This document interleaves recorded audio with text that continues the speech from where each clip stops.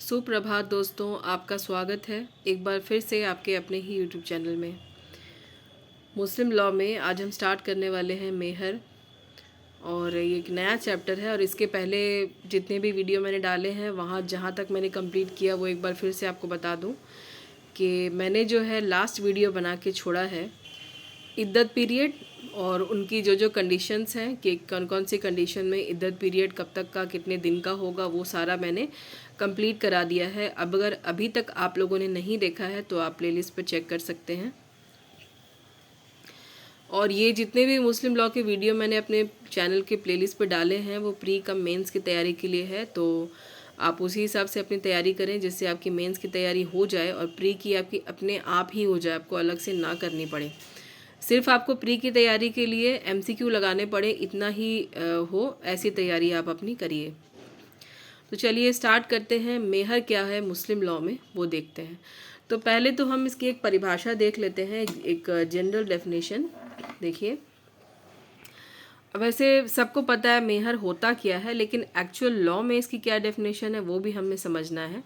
मेहर एक धनराशि होती है या फिर एक संपत्ति होती है या एक रकम होती है जो पति देता है अपनी पत्नी को उसके प्रति सम्मान दर्शाने के लिए, और उसका उद्देश्य ही होता है कि पत्नी को सम्मान दिया जा रहा है।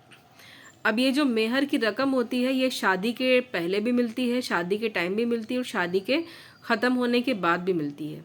अब उसकी कंडीशन हम अलग अलग देखेंगे अलग अलग वीडियो में। फ़िलहाल ये एक धनराशि है जो पत्नी को विवाह के बदले में सम्मान प्रकट करने के लिए पति की तरफ से दी जाती है, तो ये वही रकम है। अब हम दो जो इसकी डेफिनेशन देखेंगे, जिनमें मैं एक सुप्रीम कोर्ट के ऑनरेबल रिटायर्ड जस्टिस महमूद की डेफिनेशन और इसके अलावा एक जुरिस्ट की डेफिनेशन भी हम देख ही लेंगे। और इसके साथ में एक केस भी जुड़ा हुआ है अब्दुल कादिर वर्सेस सलीमा का। ये बहुत फेमस और बहुत इम्पॉर्टेंट केस है।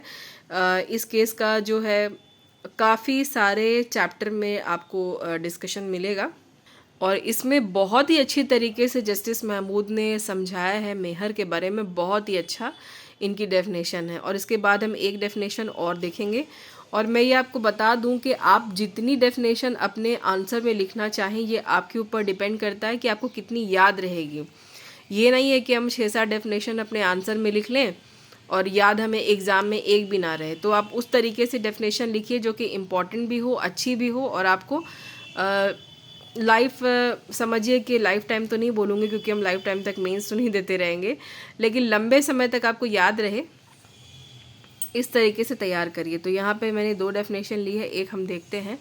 तो यहाँ पर जस्टिस महमूद अब्दुल कादिर वर्सेस सलीमा के केस में बोल रहे हैं कि मेहर एक धनराशि या एक संपत्ति है जिसे पति विवाह के प्रतिफल के रूप में पत्नी को देने या फिर हस्तांतरित करने का वचन देता है। क्योंकि आप जानते हैं कि मुस्लिम मैरिज यानी मुस्लिम निकाह एक सोशल कॉन्ट्रैक्ट है जिसमें पति पत्नी के बीच में एक संविदा होती है और उसी का ये प्रतिफल है, यानी प्रतिफल के बदले यहाँ पर मेहर दिया जाता है। तो वही ये बोल रहे हैं। और या तो ये प्रतिफल तुरंत देने की बात की जाती है इसमें इस संविदा में, और या तो फिर बाद में देने की बात। जहाँ पर मेहर ये इन्होंने ये भी यहाँ पर दर्शाया है कि अगर आपका मेहर स्पष्ट रूप से निश्चित नहीं किया गया, मतलब किसी लड़की का शादी के समय मेहर डिसाइड नहीं हुआ है और फिर बाद में भी मेहर देने में उसके ससुराल वाले दिक्कत करते हैं, तो कानून भी यहाँ पर पूरी उस लड़की की मदद करेगा उसको मेहर का अधिकार दिलवाने के लिए, क्योंकि ये उसका अधिकार है, मुस्लिम लॉ ने उस लड़की को दिया है।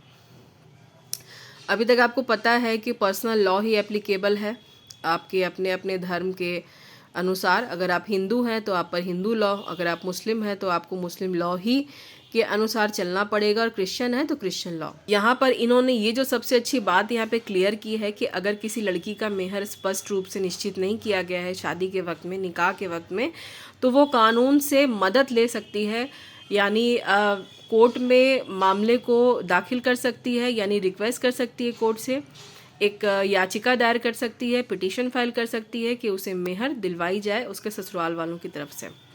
तो ये था केस अब्दुल कादिर वर्सेस सलीमा का, जिसमें जस्टिस महमूद ने बहुत ही अच्छी परिभाषा दी है जो आपके सामने है। अब एक डेफिनेशन हम और देख लेते हैं जो कि बहुत बड़े जुरिस्ट की है। अगली जो परिभाषा है वो विल्सन की है। वैसे हम मुस्लिम स्कॉलर की डेफिनेशन तो अक्सर देख ही लेते हैं, लिखते भी हैं, तो इसीलिए मैंने मुस्लिम स्कॉलर की डेफिनेशन नहीं लेके इनकी डेफिनेशन ली, थोड़ा अलग लगेगा। तो इन्होंने कहा कि मेहर जो है पत्नी द्वारा शरीर के समर्पण का प्रतीकर होता है।